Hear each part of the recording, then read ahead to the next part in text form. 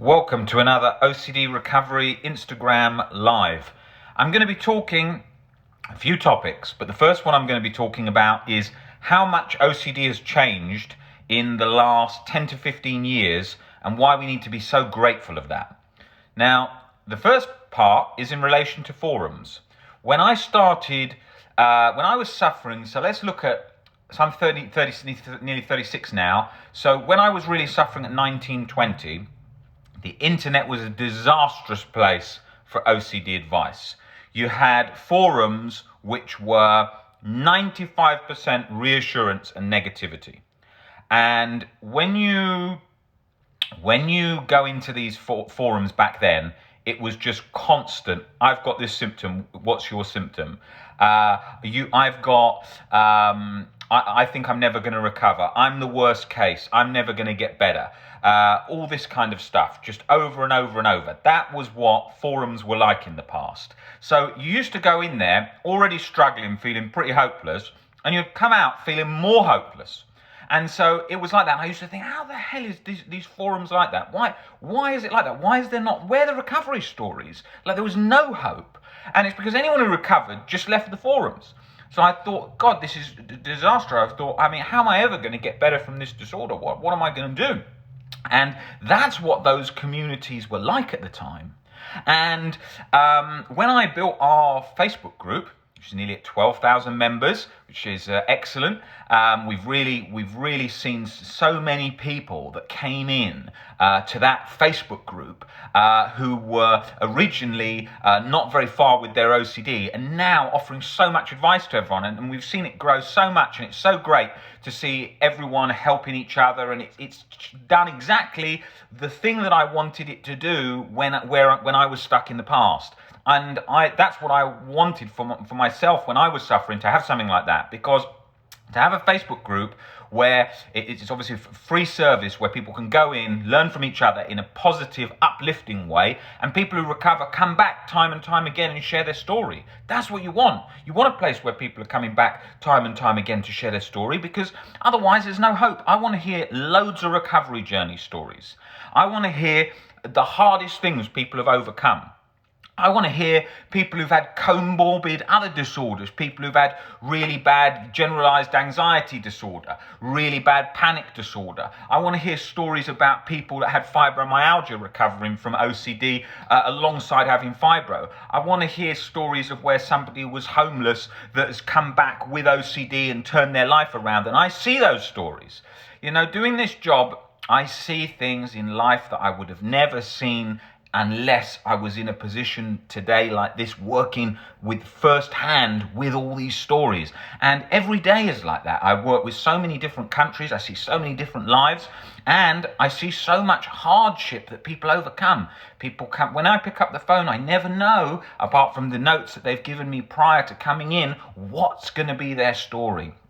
And often the story is something like somebody who was homeless. Both their parents I'm picking really extreme stories here to show you things that are really motivating. Someone will come in, these are real stories that have happened over the years. Then people have gone on to share their stories. People have come in that were homeless. Both their parents had committed suicide and they had OCD, housebound to getting their life back.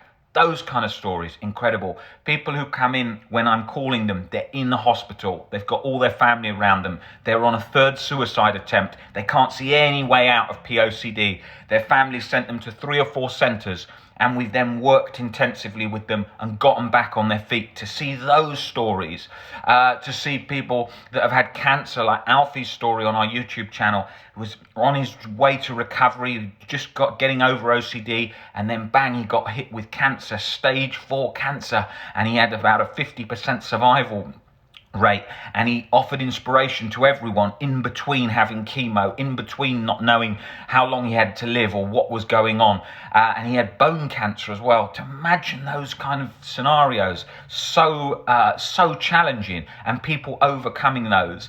People that come in that have been housebound, have barely left the couch, like Adam Warlow, who often shares his story and his amazing exposure work he's done over the years, especially in relation to trans OCD. And he was on the couch for 4 years, unemployed for 4 years from playing football at a very high level. And then he worked bit by bit. Well, he worked a lot with me initially, getting back on his feet, but putting in that work, doing so many exposures and inspiration to the OCD community with the exposures he does always.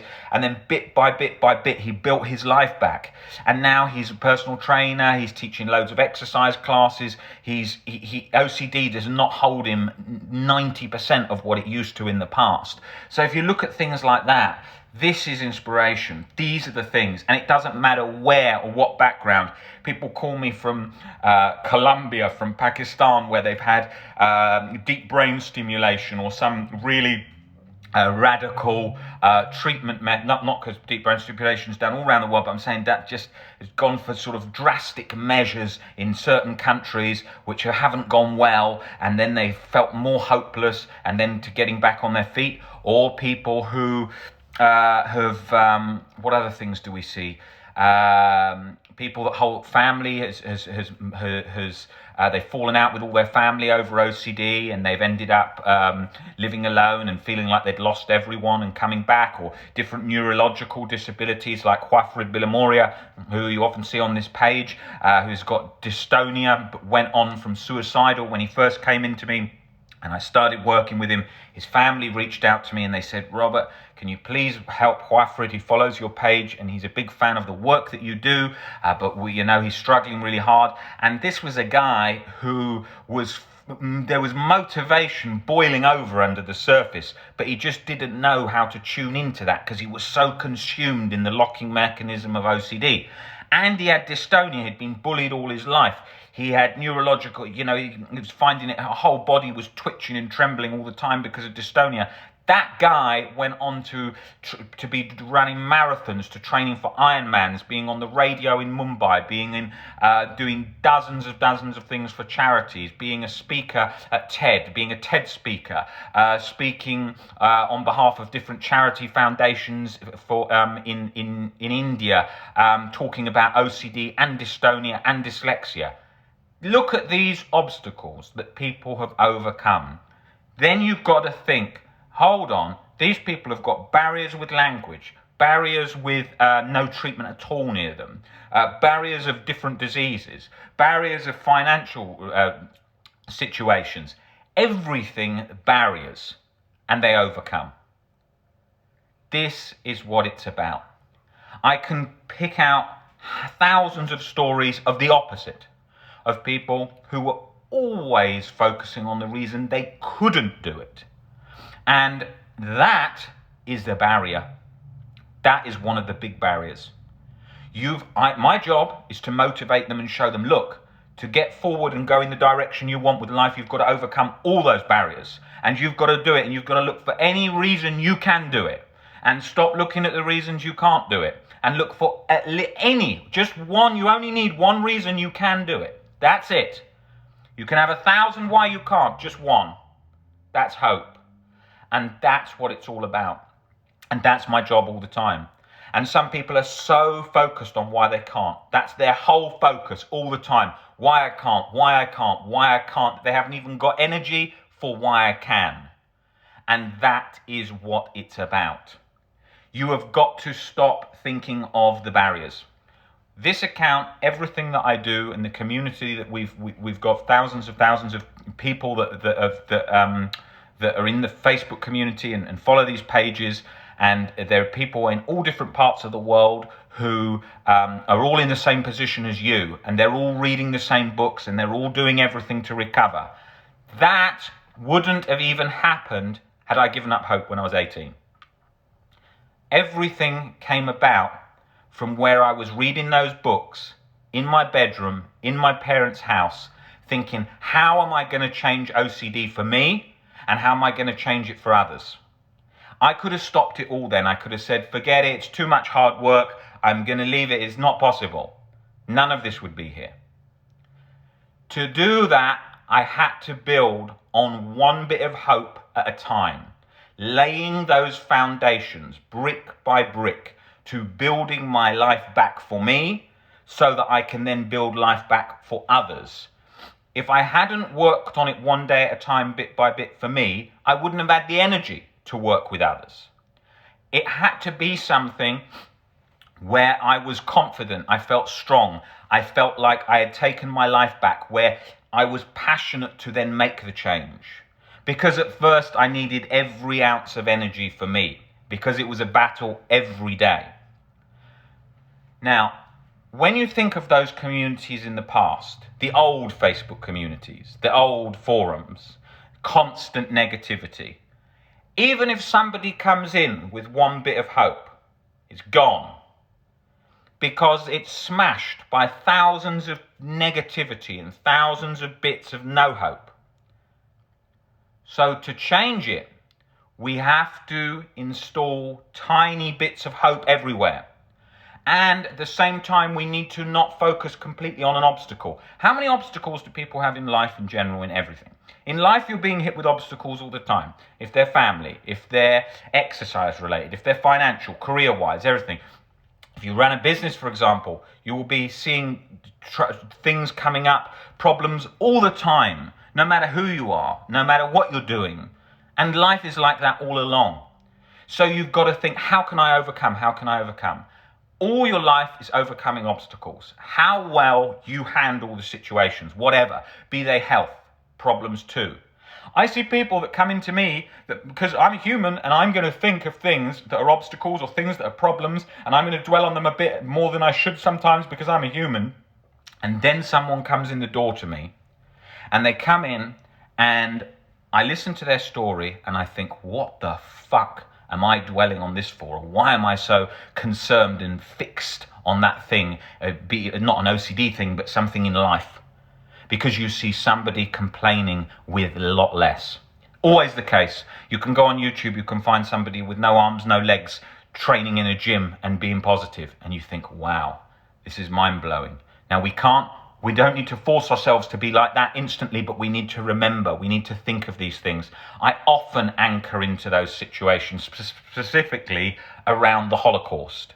I think of the people that overcame that came through that, the likes of Viktor Frankl, who's on our reading list, Man's Search for Meaning, an incredible book, and how he overcame so much. That was so key to seeing change in perspective. Hold on, he's lost his family, he's lost his business, he's lost so many areas of his life, and he's come back and he's built logotherapy and he's been the pioneer in changing suicide prevention and he's made all those changes. That's what you've got to look at. Okay? And yes, OCD recovery is full of obstacles. Most people that you go to, 99% don't understand it. It's a wilderness out there when you're trying to recover. Most people not understanding it. The ones that often say they're a specialist in it still don't understand it. And then the doing the work to get better is difficult. And OCD morphs and changes themes and moves around and latches with physical symptoms and all sorts and normal pressures of life, compounding OCD and all of that. But other people have come through these things. What would he have had in Auschwitz? He would have been hungry. He would have seen his mum hungry. He'd have seen his parents in pain. He'd have seen people being killed, raped, everything, and came through. So we've got to think of survival. We've got to think of trying to recover at whatever is thrown out, whatever's in front of us. We need to think about one day at a time. We need to not be so fixated on recovery. It's the only thing we think about. We need to go one day at a time as best we can and just follow along like that. That is absolutely key. Don't think I need to recover tomorrow. Think about making little changes each day. Think about how you can change your perspectives on life in general so that the work you're doing on recovery is becoming a life philosophy that's going to empower your life in all ways. It is skills for your life. When people come to me, they say to me, Robert, oh, this is your method. This is not my method. This is reality. This is from Marcus Aurelius, Seneca the Younger, Greek and Roman philosophy, Albert Ellis, the founder of CBT, Viktor Frankl, Claire Weeks, everything, all packaged together in the best way that I can see to do to inspire people and motivate people and change and break down the OCD struggle cycle, locked on mechanism in the head and change that. It's for that internal freedom. It's to give you that empowerment in your life, not just OCD, overcoming fears, achieving what you want to achieve, the whole thing. So when you change, the work you're doing on OCD is to change your life in terms of OCD and your life in general. OCD is life. It's latching to all areas of life. So it's a combination of all. You've got to think, what am I doing to change my life philosophies? Not quick fix. Forget that. All day long, I get messages constantly, Rob, can I have tips and tricks to recover from OCD? What's your 5 tips? What can I say to a thought right now? What can I do to get rid of this right now? All day, every day, all day, every day. That's not how you recover. You're not putting a sticking plaster on your brain. You are creating long-lasting change. That's what we're about. Okay, you can find countless websites where people are like, come and do our 1 week intensive course and be completely recovered, or these magic tips, or drink this bloody celery juice crap, all this kind of stuff, right? That's exactly what we're doing the opposite of. We are looking for long-lasting change, changing our perspectives so we create a robust foundation that OCD can't operate in. That's what we're doing. You're changing that. Look, for example, with me now, I will pretend to be OCD and then I will show you how I think. Okay? So OCD, I've got OCD, remember, it's not gone. I mean, you'll get a lot of pages that will say, oh, you can get rid of it, it's just some behavior. That's not the case. It's most likely a genetic thing, most likely, and it's always there, like with an alcoholic, and you've got the pathways for the addiction, it's there. If I was touching this cooker here and I checked the knob too much, to check if the heat was off, it would still be there, like a little mechanism to check that in the way that I handle things. Do I notice this on a day-to-day basis? No. Does this come in for brief seconds in my life? Yes. Now, let me pretend to be OCD. In the past, this stuff would have kept me chronically anxious, chronically guilty 24/7 because it had the power. What things? Well, I'll go through some of my fears. My fears back then, what if I had HIV? Now I realise if I had HIV, I'd have to accept it. There's nothing I can do. I'd have to leave it there. I could still live a long life. It is what it is. Now, to me, that simplistic, what I've just said there, is not something simplistic like that. It is not something that I just said to myself like that. That is deeply felt. I could have HIV right now. I wouldn't like it. It would be uncomfortable at times, but I can see I could have a long life. And eventually I will die, like all humans die, and I'd be at peace. There wouldn't be a resistance. I know there wouldn't be chronic anxiety, and I am pretty confident, even if I had it, I would be calm. Therefore, OCD realizes, shit, he really isn't frightened of this. There is no latching. There is no power there, okay? So that one held me for years, and I was constantly checking, going to doctors and STD checks all the time. So that's to demonstrate that there. What if you have hurt somebody with harm OCD quite badly? I really wouldn't like that. It's not what I want for humans. I'm trying to help them. But if I did it, I am human, and I could see that could be possible because humans can get angry. We have a brain that does get angry and is very sort of tribal like that, and it's sort of in a caveman way in a modern world. And so it could, and I could get angry, and maybe I could be violent, and maybe that stuff could happen. And those things could be a situation in it that makes me angry, okay? Now, those situations that make you angry like that, I can see I'm human and I'm willing inside to accept that I'm a human and that could happen, okay? Before I wasn't. Oh no, I have to be a good person. I can't make one mistake. I can't ever be angry. I can't ever do anything. Watch for that. If that's there, this is terrible. This is awful.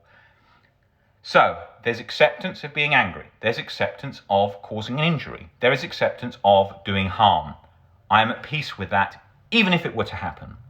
OCD realizes, he's pretty confident there. He's not so scared of that. I don't need to latch with chronic guilt, chronic anxiety.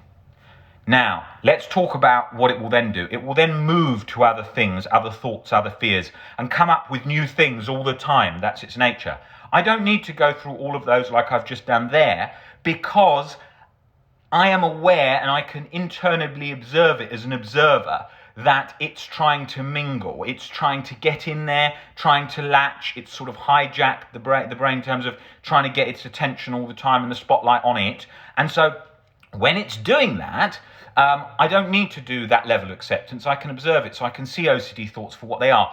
There is no way I could have created that distance from it in the past. When I was stuck in the past, there was no way to create that distance. And all I heard in the OCD community was, leave thoughts there, change your relationship with the thoughts. And I was like, I bloody can't, because it's completely locked on, and I believe it's real, and I believe I can't get out of this, and this is different, and that was what it was like.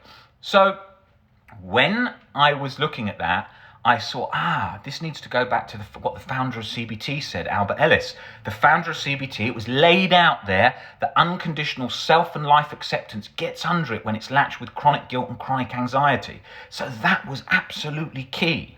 And so those principles and lots of that, had I not learnt that, trying to create that distance didn't work. And that's what so much of my work is about, showing people that we need to change that narrative to that thoughts are thoughts doesn't work in a lot of cases because we can't create that distance. So that's why the principles of the Stoics, of the Stoicism from Marcus Aurelius, Seneca the Younger, will stop you from disturbing yourself, whether someone's annoying you, whether someone's rude to you, when someone's aggressive or whatever, puts you down or whatever, that you can create that distance. That's key. And we need to do that amongst humans together. That's what our community is about, because I wanted to build these free communities where people can learn and help each other, as well as doing the one-to-one and group coaching and webinars that we do, but having that as a resource where people can help each other. For OCD to change, it needs people to be able to get better and then share their story to somebody else, and somebody else learn to get better themselves and do that. And that's what humans need to do. You need to think about when you get better and when you recover, that in any area of life, this is about helping humans in not with just OCD. This is the thing that people often make a mistake with. Anybody who goes to sort of therapy and stuff in the past and they get better, they think, I want to become a therapist. Yes, I can understand that that's what people want to do in that situation, the same as me. And that is very good in a lot of situations. But in a lot of situations it isn't, because people take a big distraction in their life in a direction they didn't really want to go or whatever, because they felt at the time they should. But what we need to do is, as humans in general, we need to help people to our left and right, help our mum, help our sister, help our brother, help them with the new things you're learning in terms of rational thinking and learning to stop disturbing yourself. Those tools, more and more, spread in the community is what creates long-lasting change in all areas. You can see where someone's negative. You can see where someone's angry or someone's bitter. You can see that online. You see it all the time in comments on posts and on social media, on all different accounts. You can see when someone's like that, and you can help them to change their perspective. You're not always going to change. Some people are completely focused on their belief, their view, but you can help those to change, as well as your family, your friends, your partners, everything. So we learn bit by bit to make that change. You can always see when someone's unhappy with their life or angry or whatever. It's because they're unhappy with them. And so you need to help to make those changes. And the more we do that, we then create the community which was opposite of what was there 10 years ago, 10 or 15 years ago, more, 20 years ago. Those communities weren't those places. They were only the negative, because that narrative hadn't changed. The world hadn't changed. I mean, it's like, you've only got to look at, say, for example, in the gay community, how sort of open everyone is now in that community compared to in the past where it was kept hidden. That's huge change, and that's only happened in recent times. So can you imagine with OCD as well, with all the things people don't know? People didn't speak out about things. People stayed stuck or didn't ever mention their fears. One of the things I'm talking about all the time is why POCD is one of the most common themes. People think it's some fear, thing that barely anyone has. It is the most common theme, but it is not spoken about. The most common theme that is not spoken about. That needs awareness. People lose their lives over POCD because they think, I can't tell anybody. I see people coming in all the time with that theme, and they always say to me, God, are you joking? There's another girl with POCD. Oh, there's another guy. Oh my God, there's 100 people with POCD. There's thousands. The POCD is the most common probably theme. Why? Because it's the most scary thing people can think of. In the Middle Ages, it would have been blasphemy. Now it's POCD. So that's because of all the media witch hunts around it. People get scared. The same as they get scared about social justice and being cancelled and all this stuff is a common theme at the moment, or being racist because of the media around that. So everything is fueled by fear. It's the catalyst for the whole lot. Everything is fueled by fear in the OCD cycle. Most human disturbance is fear in some way or another. Fear. So what's all our attention on working on? Well, not all our attention, our attention is on life, but what is a section that we are working on? Breaking down fears, because they are the catalyst. So we're learning to be less scared, bit by bit, day by day, breaking these things down. Now in my job, I have to do that in the group and webinars, but I've luckily got an excellent team around me that have people that have recovered and people recovering, that speakers on lots of our webinars and group calls that share all of that message and help people with that. And then I'm doing it sort of intensely in the one-to-ones as well with people, helping them to shift that and to change that. And so we're doing a whole mixture of these things to help change things with OCD, and then from what they learn, helping share that, put that back into the Facebook community, put that into the YouTube channel, and so that we are creating hope. Hope is everything. Viktor Frankl, when he was in the Holocaust, he said hope is the difference between life and death. It is the difference between recovery and not. Hope. And OCD will latch that. What if I haven't got hope? Well, we can accept that too, but I'm saying hope is the fire that fuels it all.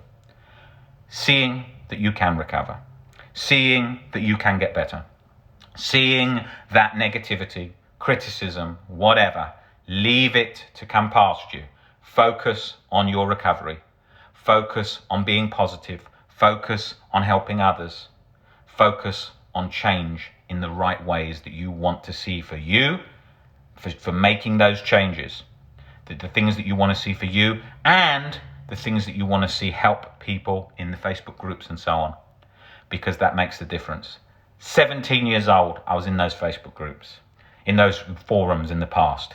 Negativity, thousands and thousands of posts.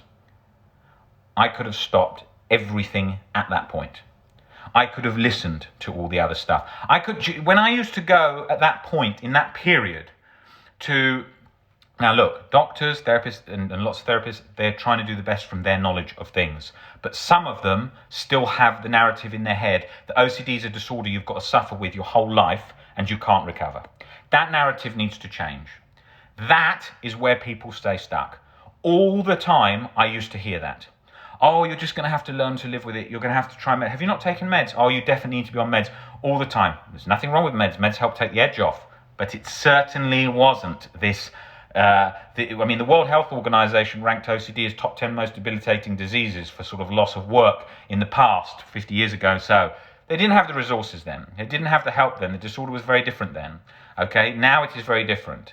And it's changing very fast. But then they didn't. Then it was very, very different.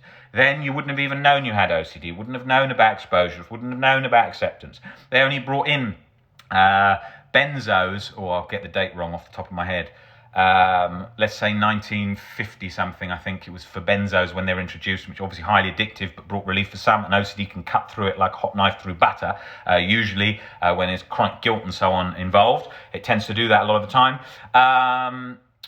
And with SSRIs, I think that was about I never remember these dates off the top of my head. I think it was in the 70s, maybe 1960. No, yeah, 70s or early 80s. SSRIs came in. That obviously changed the way in a much bigger way. But the problem was with SSRIs, OCD can still cut through it.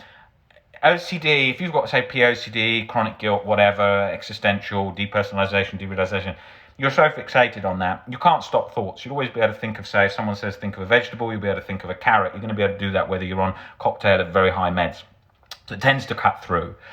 So on that basis, we need to work on recovery by changing our mind, ourself, our perceptions, as well as, if we want to and find it an assistance, without judgment, we can take meds to take the edge off and to help. Sometimes for people, they get pretty much recovered with meds. More often than not, that's not the case, okay? Most people have been on various different meds. It's not cut it. Most cases of chronic OCD, that doesn't cut it. Most cases of chronic OCD, thoughts are thoughts and leaving thoughts there doesn't cut it. That's why we need to get into those fears at the core, and we need to work on unconditional self-life, other acceptance, more knowledge of OCD, changing our perception on OCD, that whole shebang, to get under it and to change our perception and reaction with the OCD mechanism as we get into the core. So that's basically all my work and what we do and what we work on every day to change and to make these things happen. So I wanted to come on here, which was originally going to be a short video, but it's gone on a bit longer than that because there was quite a lot of things that I wanted to talk about passionately, because there are things that have driven me all the way along on this journey. And yeah, that's what brings me up to today. And our Facebook group, if you want to join it, it's on Facebook. It's obviously free. We've got 10 moderators in there. It's one of the most moderated OCD groups. I made sure that I had a great team of moderators around me. I knew that to change reassurance, we'd need moderators in there all the time. And so many groups and forums had only 2 or 3, and that's why you had so much of a problem. So we brought in a team of 10 that were really focused, really passionate on OCD, and that's what we're doing. And that's what we're doing. We're bringing out, at the moment, we've got 1, 2, 3, 4, 5 YouTube channels being built in 5 different languages that are all being translated, not as subtitles, but by speakers, by various film translation studios. So you'll have like a Chinese OCD recovery YouTube channel spoken in Chinese, but well and edited and made well for our different videos on the channel, as well as for Russian, for most European languages, Hindi, and covering most Japanese, all the main sort of major places in the world that haven't got OCD advice in their language, and we're doing them, we're just working through them one by one. The aim is to have 10, 20 of these channels covering the main languages, so that we can help people in whatever language they're speaking. The majority of people that are coming into us are from America, Canada, and Australia, so sort of English speaking, but a large amount of people are coming from Pakistan, from India, from South America, from Russia, from China. China's barely any help for OCD at all, so we want to do a lot of work there with China. That's going to be one of the first channels that we're introducing. We will also be bringing in people who've got OCD from China, who are going to be speaking about their journeys and recovery journeys, and people from all the different languages, so that you can hear how they've overcome it, and it relates to your culture and to you, so you can see you're not alone where you are too, as was very much the case with Pakistan and India, where we saw so many people coming in from there and feeling lost and alone, and then realizing that there was a lot of people just like them with OCD. It's a lot more common than people think. So we're going to be doing a lot of stuff on all those areas, so you have that to look forward to. And I have to look forward to getting through all that and working to get that all implemented to work out how we see it. And I look forward to bringing that all to you guys, and being back on here doing a lot more Instagram lives. And yeah, I'll be back on soon doing some shorter ones as well on all the different topics that you've DM'd me about for the YouTube channel as well. I'll be covering them in Instagram lives too. Guys, great to see you all here. And we'll be doing some scheduled Instagram lives as well, so you'll be able to know when they're coming up and on what topic, so you don't miss them. But all of them get uploaded to YouTube, so you can always catch them there too. Guys, great to see you all. I will see you on the next Instagram live. Take it easy.